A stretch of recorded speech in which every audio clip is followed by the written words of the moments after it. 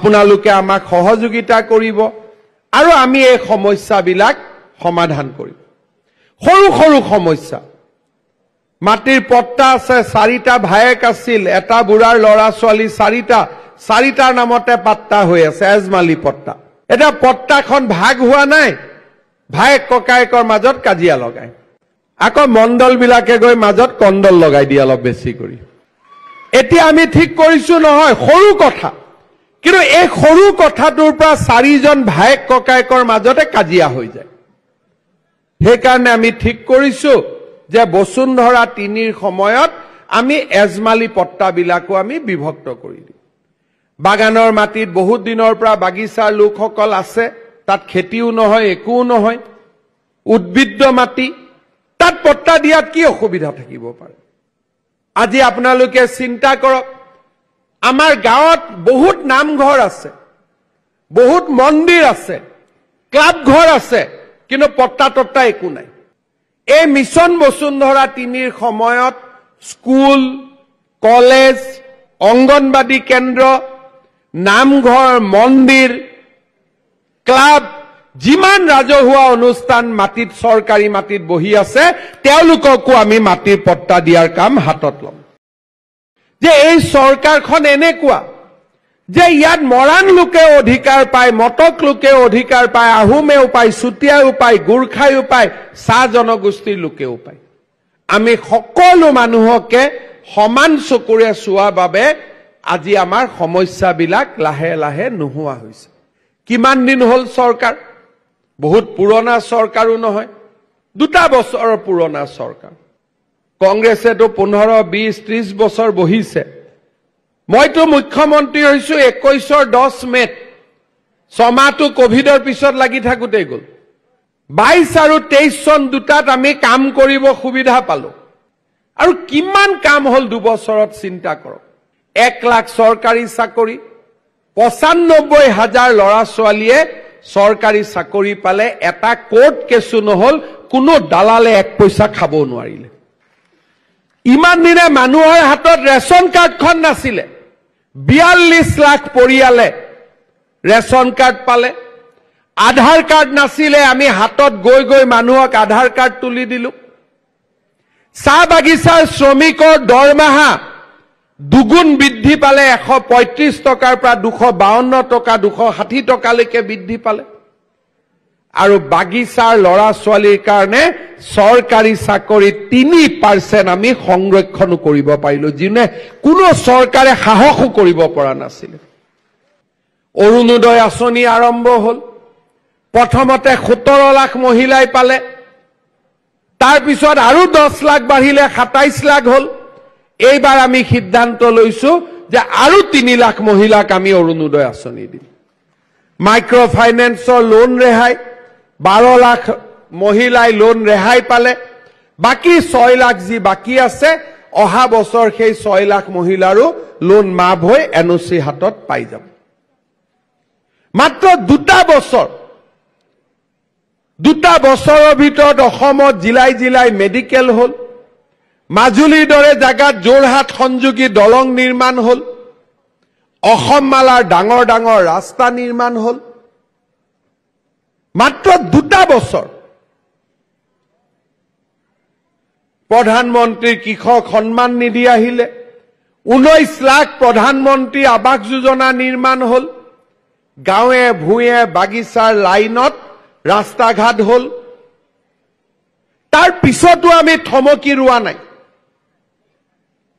1 লাখ চাকৰি হোৱাৰ পিছত নিয়মমতে মই ৰখি যাব লাগিছিল কিন্তু মই যদি ৰখি যাওঁ নিবনুৱা ল'ৰাবিলাকেতো মনটো ভাঙি যাব গতিকে 95,000 চাকৰি দি লগে লগে আকৌ 35,000 চাকৰি নতুন এডভাৰটাইজ আমি উলিয়াই দিলো এতিয়া ল'ৰাবিলাকে চাব মদ পানী খোৱা কমিছে ৰাতিপুৱা ফিল্ডত দৌৰি থাকে ষ্টেডিয়ামত বোলে কিয় পুলিচৰ ইন্টাৰভিউ মাৰিব লাগিব ল'ৰা ছোৱালীবিলাক স্কুল কলেজত পঢ়া আৰম্ভ কৰিছে আগত নগৈছিল বোলে এতিয়া পঢ়িয়ে চৰকাৰী চাকৰি হয় 3rd গ্ৰেড 4th গ্ৰেডৰ চাকৰি ওলাইছে শিক্ষকৰ চাকৰি ওলাইছে আমি পঢ়িব লাগে আগতে বাগিচা লৰাই 2টা মেডিকেল সিট পাইছিল, এতিয়া 30টা 40টাকৈ মেডিকেল সিট পায়। মানুহৰ বাবে 200টা মেডিকেল সিট আছিল, আজি আমি 1500-1700 মেডিকেল সিট হৈ গ'ল। এইবাৰ তিনচুকীয়াত মেডিকেল কলেজ হ'ব আৰু 100টা মেডিকেল সিট বাঢ়িব। কলেজ বিলাকৰ নিৰ্মাণ আৰম্ভ হ'ল।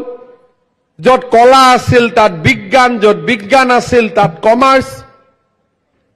এতিয়া আমি নতুনকৈ হাতত লৈছো যে আমাৰ যিমান চৰকাৰী হাইস্কুল আছে তাত আমি 7 কোটি 8 কোটি টকাকৈ খৰচ কৰি প্ৰত্যেক বছৰতে আমি এই হাইস্কুল বিলাক বনাই যাম, যাতে ডন বস্কো সেন্ট মেৰিজতকৈ আমাৰ স্কুল বিলাক বেছি ভাল হয়। মহিলাসকলে বহুত দিন আত্মসহায়ক গ্ৰুপ বনালে, আহা যোৱা কৰি আছে। এইবাৰ আমি কৈছো নহয়, আইসকলক লাখপতি বাইদেউ বনাব লাগিব। বনিব ইচ্ছা আছে নে নাই? কাৰ কাৰ নাই হাত দাঙকচোন। নাই বনিব? লাখপতি হবৰ কাৰ কাৰ ইচ্ছা আছে তেওঁলোকে হাত দাঙক। এতিয়া ফৰ্ম নিলে নে নাই? ফৰ্মখন আনিলে নে নাই? কালেকশ্যন কৰিলে নে নাই? এতিয়া ফৰ্মখন যদি ঘৰত ৰাখি থৈ দিয়ে কামটো নহব। এইকেইদিনতে ফৰ্মটো ফিল আপ কৰিব। 3, 4, 5 তাৰিখে আমি আপোনালোকৰ পৰা ফৰ্মটো ঘূৰাই ল'ম আৰু তাৰ পিছত ফৰ্মখিনি পৰীক্ষা কৰি কোনোবা এদিন আপোনালোকৰ বেংকত একাউণ্টত 10,000 টকা টিপলিং কৰি সোমাই দিম। ঠিক আছে? যেতিয়া 10,000 টকা পাব তেতিয়া গিৰিয়েকেও ক'ব দে মোক পইচা কেইটা দে। তেতিয়া আপোনালোকে ক'ব নহয় এইকেইটা পইচা নলবি, এইকেইটাৰ পৰা কণী পাৰিব। কেনেকে কণী পাৰিব?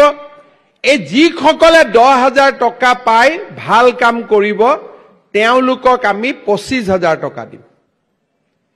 এই 25,000 টকাৰ 12,500 আপোনালোকে বেংকত ঘূৰাই দিব লাগিব। 12,500 ঘূৰাই দিব নালাগে, সেইটো আমি আপোনালোকক ফ্ৰী কৰি দি দিম। 10 25 কিমান হ'ল? 35। আৰু 35,000 টকা লৈ যদি আপোনালোকে ভাল কাম কৰে আপোনালোক লাখপতি হ'বই, তাত কোনো টেনচন নাই। ইমানখিনি উপাৰ্জন আমি কৰিব পাৰিমেই। টিপুক বাগিচাৰ আমি LP স্কুলত গলো, ছোৱালীবিলাক পঢ়ি আছে। ইহঁতি লাহেকৈ মেট্ৰিক পাছ কৰিব। যেতিয়া মেট্ৰিক পাছ কৰিব তেতিয়া মাক বাপেকে ল'ৰাটোকে কলেজত পঠাব নে ছোৱালীটোক পঠাব? দুইটাটো পঠাবই নোৱাৰে। গতিকে ল'ৰাটোক কলেজত পঠাই দিব, ছোৱালীটোক বিয়া হ'ব কৈ দিব। আমি কৈছো নহয়, ল'ৰাটোক দেউতাক মাকে পঢ়াওক, ছোৱালীটোক আমি পঢ়াই দিম। আমি আগতে কি কৰিলো? এডমিশন বিনামূলীয়া কৰি দিলো। এইবাৰ আমি নতুন সিদ্ধান্ত লৈছো যে যিমান ছোৱালীয়ে মেট্ৰিক পাছ কৰি কলেজত এডমিশন ল'ব তেওঁলোকক 10,000 টকা আমি বেংকৰ একাউণ্টত দি দিম। আকৌ যিবিলাকে হায়াৰ ছেকেণ্ডাৰী পাছ কৰি ডিগ্ৰীত এডমিশন ল'ব তেওঁলোকৰ একাউণ্টত আমি 12,500 টকা সোমাই দিম।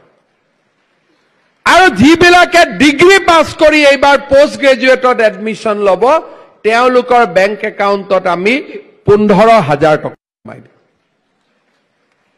আপোনালোকে চিন্তা কৰক, 1 লাখ চৰকাৰী চাকৰি, ৰেচন কাৰ্ড, অৰুণোদয়, ছোৱালীৰ বাবে পঢ়াৰ খৰচ, স্কুটি, চাইকেল, মাইক্ৰ ফাইনেন্স, বসুন্ধৰা, মেডিকেল কলেজ, ৰাস্তা ঘাট, স্কুল, অংগনবাদী, 2টা বছৰৰ ভিতৰতে আমি কিমান বিলাক কাম কৰাৰ বাবে চেষ্টা কৰিছো।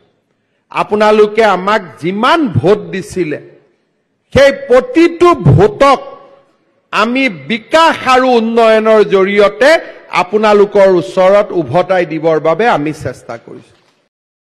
2টা লৰাই ধমকি দিয়ে, দোকান বন্ধ হৈ যায়, গভৰ্ণমেণ্টেও টেক্স নাপায়। সেইকাৰণে আমি কৈছো যে অসমৰ বেমাৰ কি? এটা আন্দোলন ডাঙৰ বেমাৰ আছিলে, এটা ডাঙৰ বেমাৰ চান্দা আছিলে, এটা ডাঙৰ বেপাৰ জাতিৰ লগত জাতিৰ কাজিয়া পেচাল লগোৱা আছিলে। এই বেমাৰবিলাক আমি লাহে লাহে নোহোৱা কৰিব লাগিব। আজি মই এতিয়া গাঁৱত যাওঁ, দুই এখন মোক এপ্লিকেশ্যন আহে যে সুদখোৰৰ কাৰণে আমাৰ বহুত গাঁৱত থাকিব কষ্ট হৈছে। 100 টকা মই ধাৰ লৈছিলো, এতিয়া মাহত 10 টকা ইণ্টাৰেষ্ট দিব লাগে, 20 টকা ইণ্টাৰেষ্ট দিব লাগে। সেইকাৰণে এইবাৰ মই ঠিক কৰিছো সুদত টকা ধাৰ লিয়া মানুহবিলাককো জেলত ভৰাই দিম। এইবিলাক মানুহেও মানুহৰ তেজ চুহি আছে। আমি অসমখনত সব বেয়া কাম বন্ধ কৰিব খুজিছো। ল'ৰা ছোৱালী স্কুলত যাওক, পঢ়ক, চাকৰি নামত পইচা ললেতো সবচে মোৰে লাভ হয়, কিন্তু আমি কৈছো এইবিলাক আমাক নালাগে। এতিয়া আমি চিন্তা কৰিছো